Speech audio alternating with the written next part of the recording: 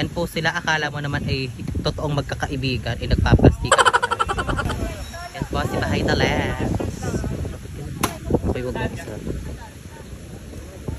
So guys, natagpuan namin ang Behind the Lens dito sa Lawa ng Taal at Natagpuan, pinuntahan tayo. pinuntahan pala kami. Thank you so much sa Behind the Lens, guys. Papunta ata siya ng Banyadero. Nakita niya lang kami dito, guys. Guys, ilalagay ko sa taas ang kanyang page, guys, at i-follow nyo. Ayan. Papakita ko sa inyo ang ginagawa si call center na yung kinukuhanan. Ayan guys, behind the scenes. Ayan po yung i-follow nyo po ang kanyang page, guys, Behind the Lens. Ayan. Ayan.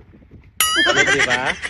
Gusto ko yung natakbo ako eh. Thank you. Oh, Thank you so much, guys. yung last kong kuha. Ayan guys, natagpuan namin. Thank you so much sa Behind the Lens. Yan.